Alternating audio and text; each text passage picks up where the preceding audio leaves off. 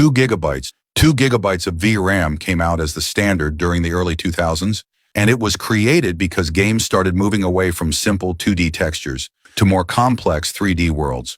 Before this, most cards had only 512 megabytes or 1 gigabyte, which was enough for older titles. But as games like Battlefield 3 or GTA 5 arrived, 1 gigabyte was just too small. It caused stuttering because the card couldn't store all the map data at once. So 2 gigabytes was the solution that finally made 1080p gaming smooth for the average person. In terms of technology, 2 gigabytes was the era of GDDR5 memory, which allowed the GPU to talk to the VRAM much faster than old DDR3 video memory. However, 2 gigabytes also came with a problem. As Windows 10 became common, the OS itself started taking up a portion of that VRAM just to run the desktop.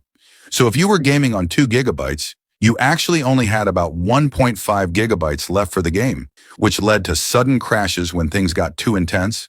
4 gigabytes.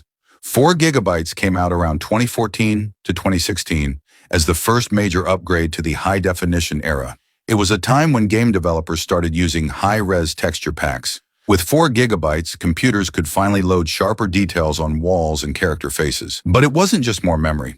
GPUs also got faster at moving that data, making games feel smoother. However, 4 gigabytes wasn't perfect. Even though it was faster, it was very expensive back then. And just like the transition from DDR1 to DDR2, if you wanted to take full advantage of a 4 gigabyte card, you often had to upgrade your power supply because these cards started consuming much more electricity, around 150 watts, which produced a lot of heat in small PC cases.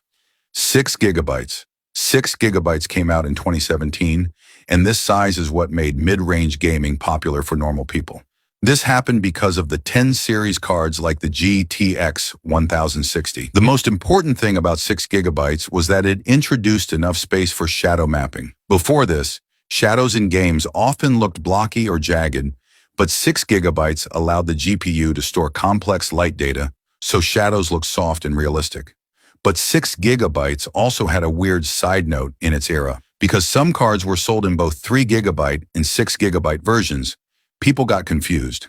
If you bought the 3 gigabyte version by mistake, your games would run at half the speed in open-world titles like The Witcher 3 because the textures were simply too large to fit into the smaller 3 gigabyte buffer.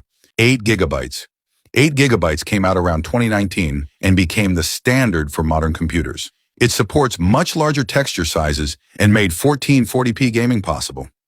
This size stayed around the longest because it perfectly matched the memory inside the PS5 and Xbox Series X.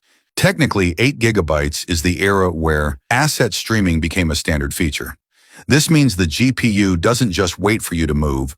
It constantly cycles data in and out of the VRAM, so you never see a loading screen. But even with 8 gigabytes, there was a problem. In 2023, games like The Last of Us Part 1 on PC were so badly optimized that even 8 gigabytes wasn't enough on ultra settings. This made people realize that 8 gigabytes, which was once high-end, was slowly becoming the new minimum. 10 gigabytes to 12 gigabytes.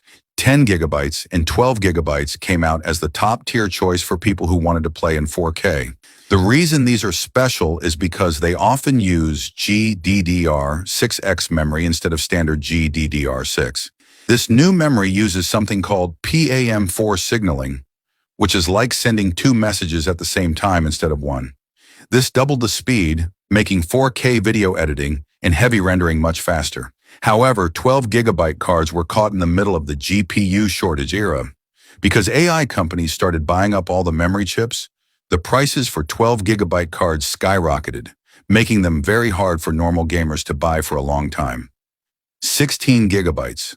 16 gigabytes came out as the ultimate future-proof size. It is mostly used by professionals and hardcore gamers. It's great if you like playing AAA games, while also having Chrome, Discord, and a recording software open at the same time. A major technical feature of 16 gigabytes is that it allows for AI frame generation to work perfectly. This tech needs extra VRAM to draw an entire fake frame between 2 real frames to make the game look twice as smooth. 24 gigabytes plus. 24 gigabytes is currently the king of VRAM, found on flagship cards like the 4090. It is built for 8K gaming and heavy-duty 3D workloads. Another thing that makes 24 gigabytes special is its role in the AI revolution. Large language models, like the ones used for AI chatbots, are massive files. To run them on your own computer, the entire brain of the AI must fit inside the 24 gigabytes of VRAM. If you have only 8 gigabytes or 12 gigabytes, the AI will be incredibly slow or won't work at all. For most people, 24 gigabytes is overkill, but for tech enthusiasts and AI researchers, it's a necessity. Anyway, I also made some other cool videos, so don't forget to watch them later, okay?